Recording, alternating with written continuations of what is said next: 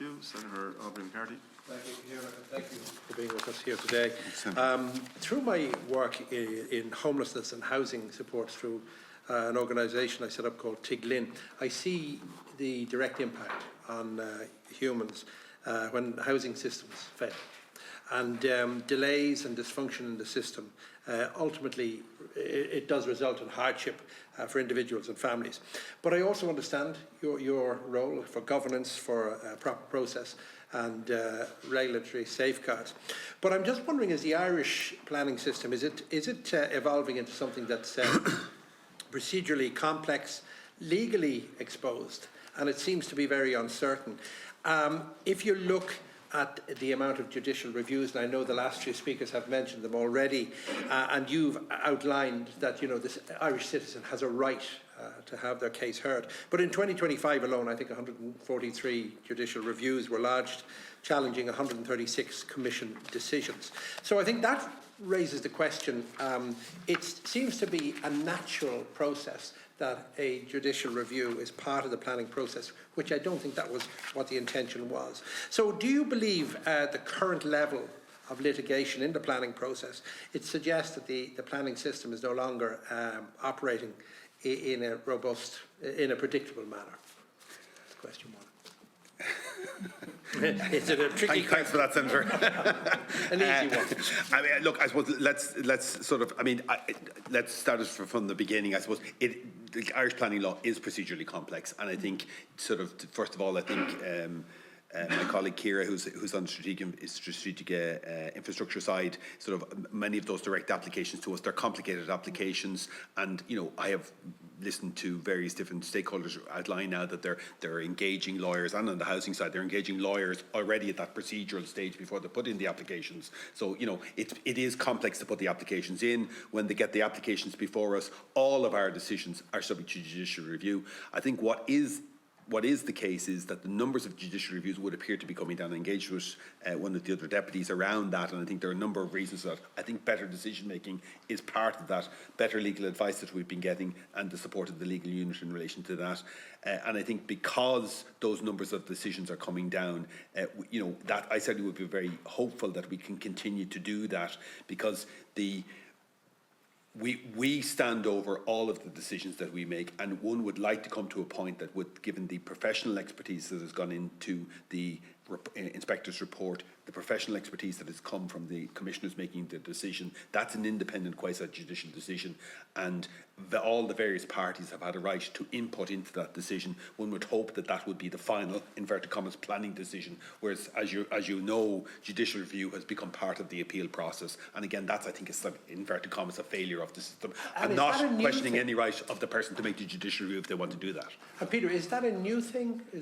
Well, certainly it is a new thing in terms of the numbers. I mean, so of course, there's so many figures here in front of me here now, but I mean, you go back to, there we go, you go back to 2022, it was 90 plus. Before that, it was certainly lower again, but it has exponentially risen sort of from 93 up to 147 and 143 last year. There is something happening in the last 6 months of last year, maybe 4 months of last year and the beginning of this year. There certainly seems to be a reduction, which I'm hoping is around better decision making, and I think some clarifications come from the High Court around a number of significant issues, and I think now there's less litigation around a number of those issues. Okay, can I ask, a lot of our planning obligations, procedural obligations, arise from EU law, and so therefore that EU law surely applies to the other member states, but yet in many comparable EU countries they don't seem to have as much litigation regarding the delivery of housing. So how come we seem to be tipping the scale there? I might defer to one of my colleagues in relation to that. I mean, I think certainly, just if I can, certainly our interpretation around EIA, certain views have been taken in relation to it, and I know Ciara would be in a position to answer that perhaps. Okay, yes. So environmental impact assessment, sorry. Yeah, exactly. So there are EU directives, Environmental Impact Assessment Directive and the Habitats Directive as well, which feed into the Planning and Development Act here. That's how they're transposed. And we have given input into the Accelerating Infrastructure Task Force that Minister Chambers had set up. And we certainly gave some input in terms of the complexity that perhaps Ireland, has added to the EIA directive. So we've given some input into that, and as I understand that has been looked at by the Regulatory Simplification Unit, and also in terms of the action, the report that came out of that particular working group. So we're taking the EU law seriously, and maybe Yes. our member states aren't taking it as seriously. I think we probably, what certainly the engagement we had with the department, it would appear that we, in terms of when you engage with an EIA in this jurisdiction, we set the thresholds at a far lower level than some of our EU colleagues. And I'm not making no judgment in relation to that's simply what happened. And I think we're the ones then that have to deal with, shall we say, some smaller developments in this jurisdiction. Applications are made with EIAs, where in sister jurisdictions there wouldn't be environmental impact assessment. Ultimately, it results in more litigation. We're experiencing that. Because around most judicial review litigations, there's around procedures. Environmental impact assessment, as you know, is quite procedural, and whether we've engaged with each of the various submissions around the 13 areas of 13 areas of issues that need to be considered within that. And if we have been deficient in any of those, that then can in turn lead to a setting aside of our decision. So that's the interpretation that the department took at the time.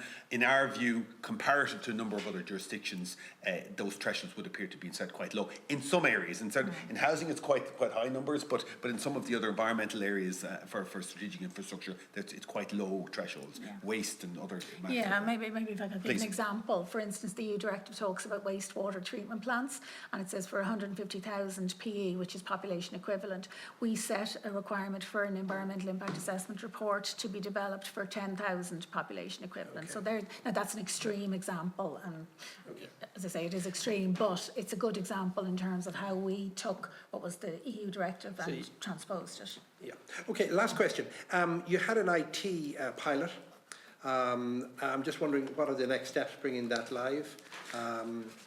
So I know there was huge plans and huge ideas of how that would progress for the ordinary citizen. Have you any information on that? I'm delighted you asked me that, because I've got statistics. It's gone live. It actually went live on the 20th of April. We've had 110 applications to date have been made online. 67% of our appeals, in that 1 month that we've introduced that, 67% of our appeals are now being done online. So the pilot was done with a number of consultants just to see whether it would work, and we introduced it as a pilot sort of less than a month ago, and it's already showing 67% of our appeals have been online. So it's been a very successful pilot. It's not a pilot, it's now live. We're delighted with it. People can now make an appeal online. There's a lot of the local authorities, a number of the local authorities haven't updated their websites yet in relation to how a citizen can make an appeal of one of their decisions. As they are updated, I suspect that will increase. You know, we're never going to get to 100%, nor do we want to, but it was one of the things that was lobbied to us by various representatives of the Oireachtas and of other stakeholders. Some of the environmental NGOs were saying, why you're Dublin based, you have to post your application up to Dublin or attend in person. We want this online facility, and it was a representation was made. We've worked very hard over the last year or so to do that, and our Director of Transformation and Digital Services has led that team, and they've been able to introduce that. All right, thank you. Thank you, Senator.